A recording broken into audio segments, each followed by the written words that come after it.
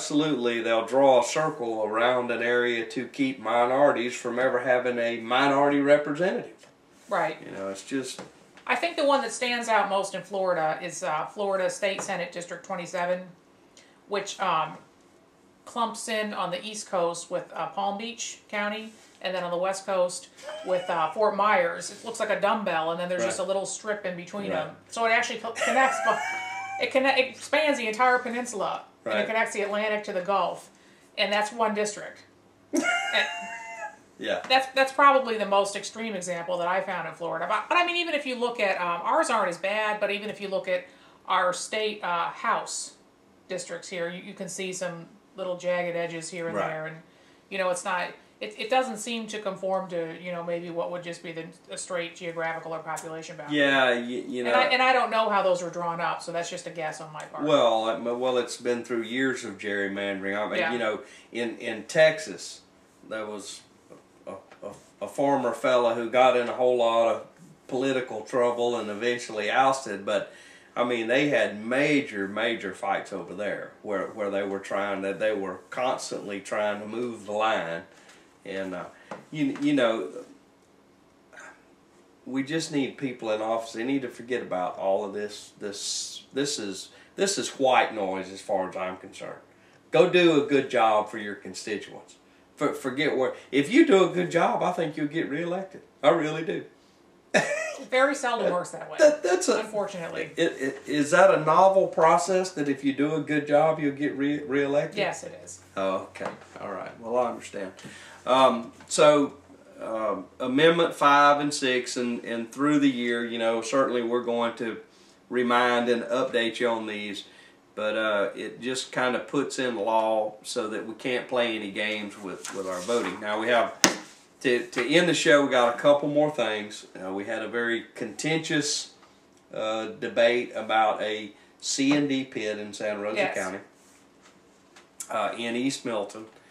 I've kind of looked at this, and you know, I've looked at it every way. I think I understand the issue.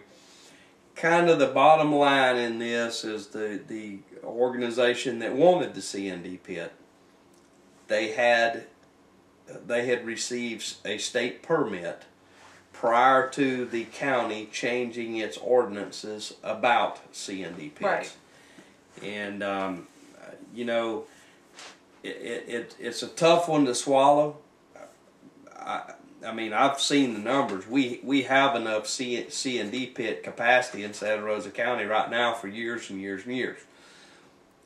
They did find a way to get this one approved, and it kind of put the commissioners in a place. It was basically they either had to vote yes or that's what they said. They could have actually have taken it to court, but that's what they said. Yeah. Well, it was a strong possibility of court action if they did. I find it very hard to believe there's no provision in the law anywhere for protecting the public interest as far as a garbage dump. That well, and it's there, and there's certainly some folks that you know have called me and we've talked about it, and my personal belief is we need to continue to make our garbage dump and our C&D pit ordinance even stronger than it is. Yeah. You know, one thing that troubles me is they only have to send out notice to property owners that touch where they're doing it.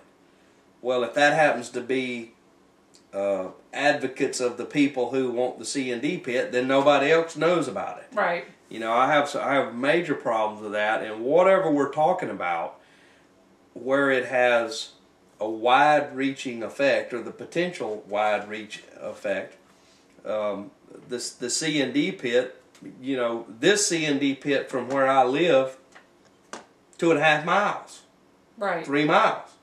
Could that C&D pit ever affect my quality of life? You better believe it can. Well, the concern is that if it did leak, it would leak, and they say it'll be lined and it won't leak. But the concern is that if it did leak, it could interfere with the Fairpoint water well system over there, which kind of spans the East Milton area, and most of Gulf Breeze gets their water from there. Right. Well, Navarre area, the south end of the county, and then look, here's my perfect world, and I'm going to say something that might shock a few people.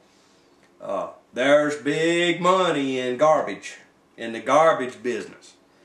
I would really, just my 2 cents worth, I think that Santa Rosa County should have an ordinance that no trash, C&D, garbage, nothing from outside of Santa Rosa County can be sent to Santa Rosa County.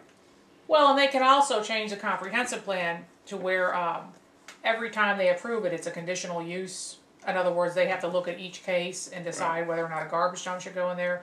Really, the original mistake they made was when they rezoned the property and they changed the comp plan to where at some point that property was agricultural, and they switched it to industrial to where they could put this conditional use at the time in there. Well, look, and this is why people want Florida. They talk about Florida Hometown Democracy Amendment 4. This is what they're talking about. Right. Is, why did you change the comp plan to where a trash pit could go in this area? I mean, did you think about it? Near where people are living and near an aquifer. Right.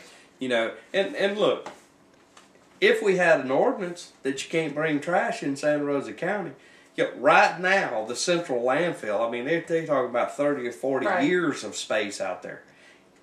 That's with all the garbage that comes from Escambia County over here, and there's a lot of it. There's never a time that I'm not out on the interstate that I don't see garbage heading east to our landfill. If you eliminate all garbage coming into Santa Rosa County, I think we should take care of our own garbage. I think we should take care of our own demolition. But you would take you would have an immediate relief from the pressure, and you also won't have speculators who are trying to get C&D pits and dump pits because they make so much money. Right. I mean, that garbage could be coming in from anywhere. Right. It could be coming from all over the region. That's right. And finally, we got about a minute and a half, 2 minutes. The final update on the pier, ladies and gentlemen. The pier contract was finally awarded to Dorothy Sly and Everett Ratliff. And the way it's going to work is that entity agreed to collect the money of people getting on the pier, to maintain the cleanliness of the pier, and that the 100% of the gate proceeds from people going on the pier will come back to the county. Excuse me, the taxpayers of Santa Rosa County will receive the benefit of that. Right. For that, that group will get use of the existing building that's at the foot of the pier, and they will be allowed to put in a bait and tackle, a small restaurant, whatever they think is best feasible for that operation. They'll get the use of that building, and I'll have to say, I think it's a pretty good agreement. The main thing I'm looking forward to is just standing on that handrail and throwing cigar mint over it once again after so many years. So, once again, ladies and gentlemen, I'm Jerry Couey. I'm Deborah Nelson. Thanks for watching. Good night. Good night.